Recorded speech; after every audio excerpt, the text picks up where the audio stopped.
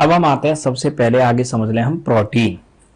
ठीक है, प्रोटीन को आप जरा गौर से देखना, पहले तो हम यहां तक देख लें। प्रोटीन बेसिकली आपके ये जो हैं, अब ये किस किस के कंपाउंड है पहले तो आप ये देख लो। प्रोटीन कंपाउंड होते हैं कार्बन, हाइड्रोजन, ऑक्सीजन और नाइट्रोजन के। प्रोटीन आपके किसके कंपाउंड होते हैं? कार्बन, हाइड्रोजन, ऑक्सीजन और नाइट्रोजन के कंपाउंड आपके होते हैं प्रोटीन। पहली चीज, प्रोटीन बेसिकली है आपके चेन ऑफ अमीनो एसिड, यानी कि अमीनो अम्लों की आपके श्रृंखला। प्रोटीन बेसिकली क्या है? आपके चेन ऑफ अमीनो एसिड, यानी कि अमीनो अम्लों की श्रृंखला। अब प्रोटीन की अगर हम आपके बात करें तो प्रोटीन आपके चेन ऑफ अमीनो एसिड, इसको समझना, NH2CCOH, ये आपके NH2 ग्रुप ऑर्गेनिक केमिस्ट्री में कहा जाता है अमीनो ग्रुप। अमीनो ग्रुप ये एक मॉलिक्यूल है, ये आप जो यहां तक देख रहे हो ये अमीनो एसिड का एक मॉलिक्यूल है। जब ऐसे 50 मॉलिक्यूल एक चेन में जुड़ जाए तब बनती है एक मॉलिक्यूल प्रोटीन। आपने यहां देखा क्या? तो आपने यहां आपके देखा ये, ठीक, क्या देखा कि अमीनो एसिड का ये एक मॉलिक्यूल है, सिर्फ एक मॉलिक्यूल हुआ ये। ऐसे कितने मॉलिक्यूल? ऐसे 50 मॉलिक्यूल जब आपके एक चेन में आपके जुड़ जाएं तब बनती है एक मॉलिक्यूल प्रोटीन। तो प्रोटीन आपके है क्या? अमीनो अम्लों की श्रृंखला। 50 मॉलिक्यूल मिलके या 50 अमीनो अम्ल मिलके बनाते हैं एक मॉलिक्यूल प्रोटीन। प्रोटीन में आपने देखा क्या? नाइट्रोजन, हाइड्रोजन, कार्बन और ऑक्सीजन, ये आपने 4 चीजें देखी। तो आपके किस किस के आपके इसमें कंपाउंड है? ये कार्बन, हाइड्रोजन, ऑक्सीजन और नाइट्रोजन के। अब यहां याद रखना, पूरी जो आपकी प्रकृति होती है ना, इस प्रकृति में आपके 20 अमीनो एसिड मिलते हैं, यानी कि 20 प्रकार के अमीनो एसिड मिलते हैं। और इन 20 प्रकार के अमीनो एसिड में से 11 अमीनो एसिड बॉडी के अंदर मिलते हैं और 9 अमीनो एसिड आपके बाहर मिलते हैं, यानी 9 अमीनो एसिड ह्यूमन बॉडी के अंदर नहीं मिलते।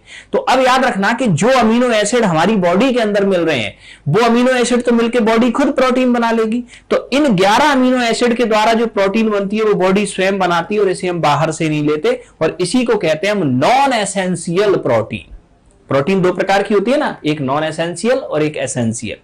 दूसरा, आपके ये 9 अमीनो एसिड ह्यूमन बॉडी में नहीं मिलते, ठीक, ये मिलते हैं आपके किसमें? प्लांट में या अदर एनिमल में। ठीक है, तो ये जो आपके 9 अमीनो एसिड है ये ह्यूमन बॉडी में नहीं मिलते, तो इनके द्वारा आपके जो हम बाहर से प्रोटीन लेते हैं डाइट के द्वारा, उसी को कहते हैं एसेंशियल प्रोटीन, आवश्यक प्रोटीन। एसेंशियल प्रोटीन यानी कि आपके आवश्यक प्रोटीन। ठीक है, तो यहां हमने आपके क्या देखा कि प्रोटीन फिर 2 प्रकार की आपके होती है। ठीक, तो बेसिकली आपके अमीनो एसिड 2 प्रकार के होते हैं, एक बे अमीनो एसिड जो बॉडी में मिलते हैं और एक बे अमीनो एसिड जो बॉडी से बाहर होते हैं। ठीक है, तो जो बॉडी के बाहर होंगे वो एसेंशियल, उन्हें हम डाइट के द्वारा लेंगे, और जो बॉडी के अंदर होंगे उन अमीनो एसिड को मिला के आपकी बॉडी स्वयं प्रोटीन का निर्माण कर देगी। ठीक है, तो 11 अमीनो एसिड बॉडी के अंदर मिलते हैं, इनके द्वारा बनने वाली प्रोटीन नॉन एसेंशियल, और 9 अमीनो एसिड हम डाइट के द्वारा बाहर से लेते हैं, इनके द्वारा आपके बनने वाली प्रोटीन एसेंशियल। तो सबसे पहले तो हमने ये प्रोटीन का एक जनरल फंक्शन देखा। अब आगे समझना दूसरा पॉइंट। अब प्रोटीन की अगर हम आपकी बात करें तो 1 ग्राम प्रोटीन आपके जब आपके टूटती है, 1 ग्राम प्रोटीन जब आपके टूटती है तो ये आपके कितनी कैलोरी बनाती है? 9.3 किलो कैलोरी। 1 ग्राम प्रोटीन टूटने पर आपके 9.3 कैलोरी बनाती है, 9.3 कैलोरी आपके बनाती है। ठीक है, ये ध्यान रखना। अब दूसरा याद रखना, प्रोटीन का आपके फंक्शन, कार्य क्या है आपके? बॉडी ग्रोथ एंड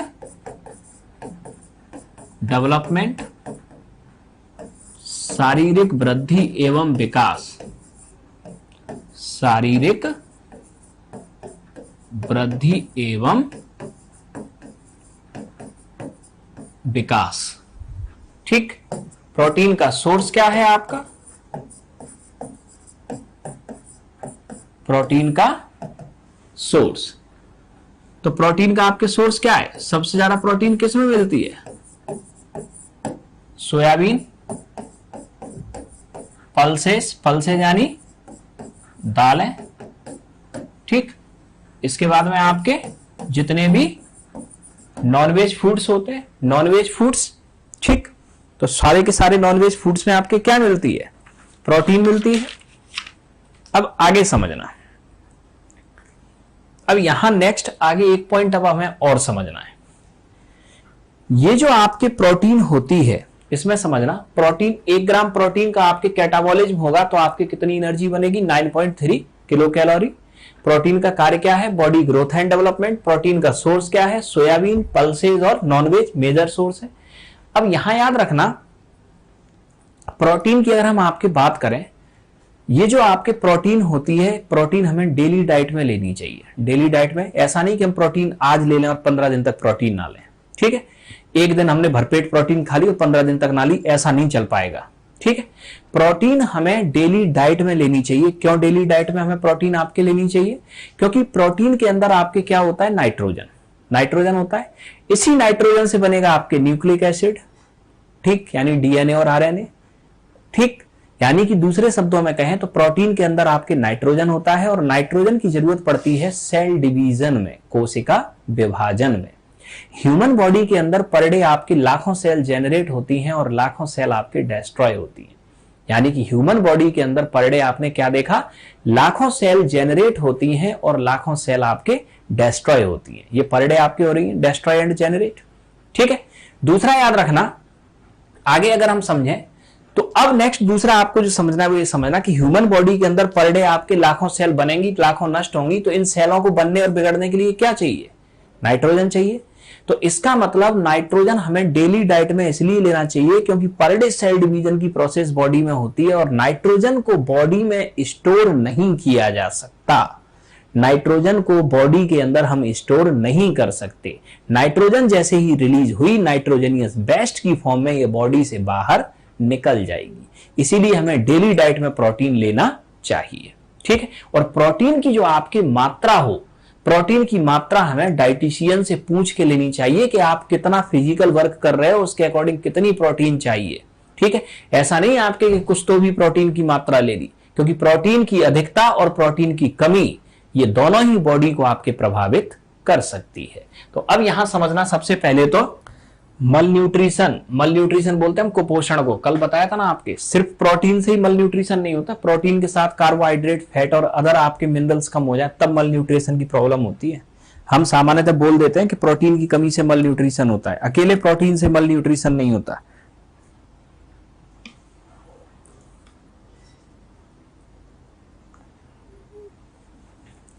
तो हमें आपके डेली डाइट में क्यों प्रोटीन लेना चाहिए? क्योंकि प्रोटीन से बॉडी को नाइट्रोजन मिलता है और नाइट्रोजन की जरूरत आपके कोशिका विभाजन में पड़ती है, ठीक। और नाइट्रोजन को बॉडी में हम स्टोर नहीं कर सकते। अब नाइट्रोजन को आप स्टोर नहीं कर सकते तो प्रोटीन आपको लेना पड़ेगा, ठीक है।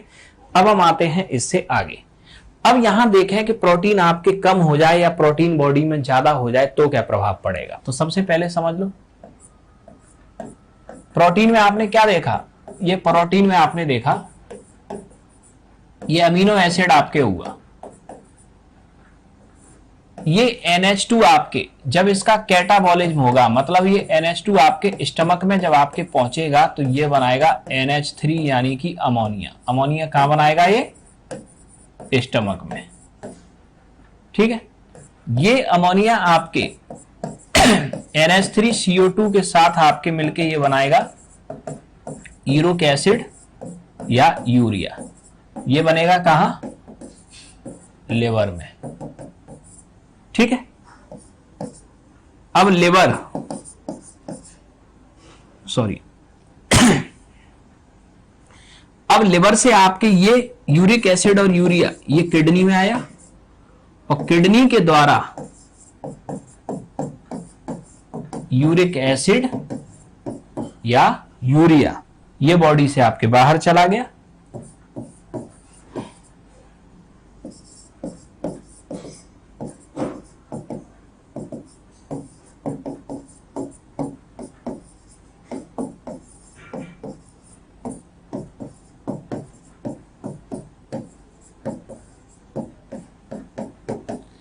तो प्रोटीन का अगर हम डाइजेशन देखें तो प्रोटीन का डाइजेशन समझना, जब हम प्रोटीन आपके खाते हैं तो अमीनो एसिड बॉडी के अंदर जा रहा है, अब अमीनो एसिड जब आपके बॉडी के अंदर आपके जाएगा तो आपके इसका डाइजेशन कैसे होगा?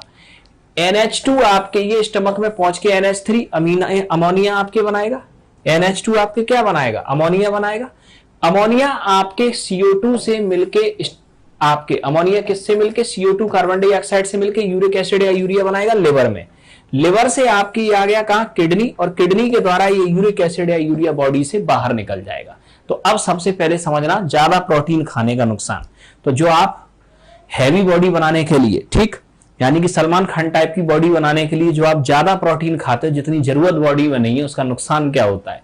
उसका नुकसान ये होता है कि अगर आप प्रोटीन ज्यादा खाओगे, प्रोटीन अगर आप क्या करोगे? ज्यादा खाओगे, प्रोटीन ज्यादा खाओगे, प्रोटीन आपके अगर आप ज्यादा खाओगे तो दो ही नुकसान आपके हो सकते हैं। क्या? या तो आपके यूरिक एसिड ये ज्यादा बनेगा। यूरिक एसिड अगर बॉडी में आपके ज्यादा बना तो ये क्या करेगा कि यूरिक एसिड बोन जॉइंट पे जमा हो जाता है, बोन जॉइंट पे जमा, और गाउट, गठिया क्रिएट कर देता है। यूरिक एसिड आपके क्या कर देता है? ये गाउट की समस्या कर देता है। गाउट यानी कि गठिया, ठीक। दूसरा, अगर आपके यूरिया ज्यादा हुआ तो यूरिया आपके बॉडी के अंदर प्रोड्यूस कर देता है कैंसर, ठीक है। यूरिया का हाई कंसंट्रेशन बॉडी के अंदर कैंसर को प्रोड्यूस कर सकता है। और यूरिक एसिड ज्यादा हुआ तो बोन जॉइंट में जमा होकर जो यूरिक एसिड है वो गाउट या गठिया आपके क्रिएट कर देगा और आपके जोड़ों में दर्द रहने लगेगा, ठीक है। तो ये आपकी एक और प्रॉब्लम। इसलिए प्रोटीन हमें निर्धारित मात्रा में लेनी चाहिए, अत्यधिक मात्रा में प्रोटीन कभी नहीं लेना चाहिए, ठीक है, ये ध्यान रखना। अब आते हैं इसके बाद आगे। अब ये तो आपने देखा कि प्रोटीन की अधिकता से क्या होगा। अब दूसरा, ऐसा भी तो हो सकता है कि प्रोटीन की कमी हो। प्रोटीन की कमी अगर आपकी बॉडी के अंदर होती है तो यहां आप दो डिजीज सुनते हो। एक तो सुनते हो मेरास्मस और एक डिजीज आप लोग सुनते हो क्वासियोरकर।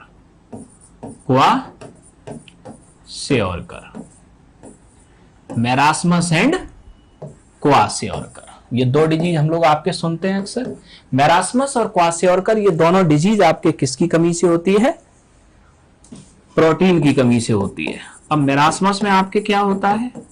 मेरास्मस में आपके जो हाथ पैर होते हैं ये पतले हो जाते हैं और त्वचा में आपके रिंकल्स, त्वचा में आपके झुर्रियां यानी कि आपके रिंकल्स पड़ जाती हैं, पहला, ठीक है। वहीं क्वासियोरकर की अगर हम आपकी बात करें तो इस क्वासियोरकर डिजीज में आपके होता क्या है? पेट बाहर निकलना। इसमें एक तो आपके क्या होगा? पेट बाहर निकलेगा, पेट बाहर निकलेगा, ठीक। और दूसरा इसमें आपके मसल्स वीक, मांसपेशियां कमजोर हो जाएंगी। तो मेरास्मस और क्वासियोरकर ये दोनों जो आपके डिजीज आपके होंगी, ठीक है। तो मेरास्मस और क्वासियोरकर आपके दोनों डिजीज प्रोटीन की कमी से होती है। मेरास्मस में हाथ पैर पतले, त्वचा में झुर्रियां, क्वासियोरकर में पेट बाहर निकलना, मसल्स वीक, ठीक है। मनीष, आपका डाउट है कितना प्रोटीन लेना चाहिए, ठीक है, ये हम नहीं बता सकते। अब हमें नहीं पता कि आप दिन भर में कितना काम करते हो, कितना फिजिकल वर्क करते हो, तो आप ही जानो, डाइटिशियन और आप दोनों कंसल्ट करो ये, ठीक है। हम तो ये बता सकते हैं कि आपके क्वेश्चन आएगा तो आप इसे सॉल्व कर लोगे। क्लियर हुआ?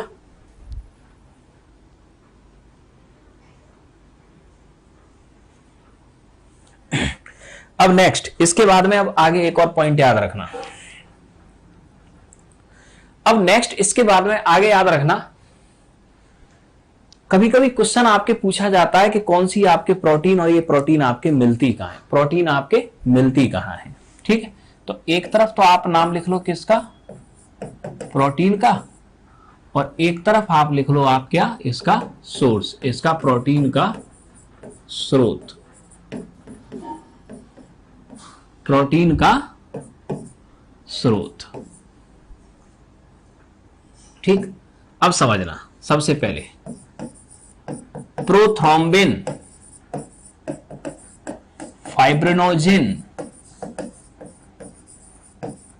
हेपारिन, ग्लोबिन, ठीक, एल्बुमिन, ये सारी की सारी प्रोटीन मिलती हैं ब्लड में, ठीक। ब्लड के अंदर आपके घुली होती है सारी प्रोटीन, दूसरा याद रखना, फाइब्रिन ये प्रोटीन मिलती है आपके सिल्क रेशम में, ठीक। कैसीन, कैसीन ये प्रोटीन आपके मिलती है किसमें, मिल्क यानी कि आपके दूध में। कैरोटिन, कैरोटिन मिलती है आपके नाखून में, नेल और हेयर में। हिस्टोन प्रोटीन, हिस्टोन प्रोटीन आपके मिलती है किसमें, क्रोमोसोम में।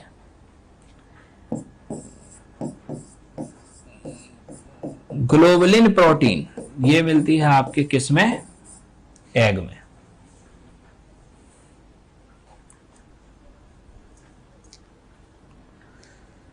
ठीक। प्रोथ्रोम्बिन, फाइब्रिनोजिन ये दो प्रोटीन आपके होती हैं जो ब्लड क्लॉटिंग में मदद करती हैं, मयंक, ठीक। हेपारिन एंटी क्लॉटिंग प्रोटीन होती है, ध्यान रखना।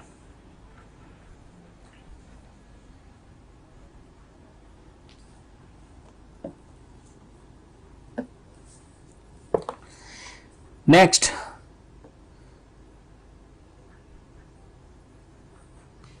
क्वासियोरकर की आपकी कोई ऐसी एज लिमिट तो नहीं है, ठीक है।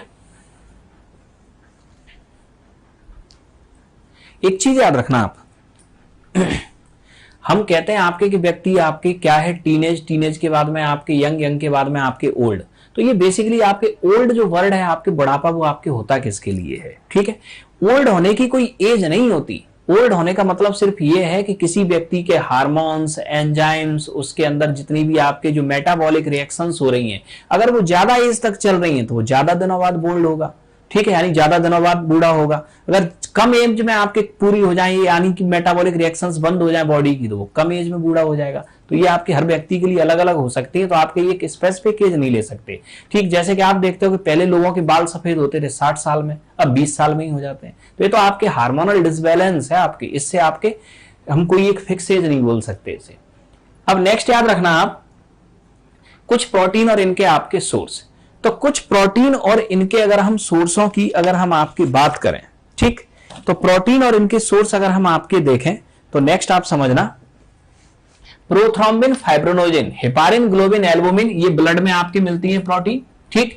इसमें हम आगे बताएंगे जब ब्लड क्लॉटिंग पढ़ाएंगे। प्रोथ्रोम्बिन और फाइब्रिनोजिन ये ब्लड क्लॉटिंग में हेल्प करती है। हेपारिन एंटीग्लोबिन प्रोटीन होती है। ग्लोबिन आपके आयरन के साथ मिलकर हीमोग्लोबिन बनाती है। फाइब्रिन प्रोटीन मिलती है सिल्क रेशम में। कैसीन प्रोटीन मिलती है मिल्क दूध में। कैरोटिन प्रोटीन मिलती है नेल और हेयर में। यहां से क्वेश्चन आता है आपके जानवरों के जो खुर होते हैं उसमें कौन सी प्रोटीन मिलती है, तो कौन सी मिलती है, कैरोटिन। हिस्टोन प्रोटीन क्रोमोसोम के अंदर मिलती है और ग्लोबुलिन प्रोटीन एग के अंदर मिलती है, ठीक।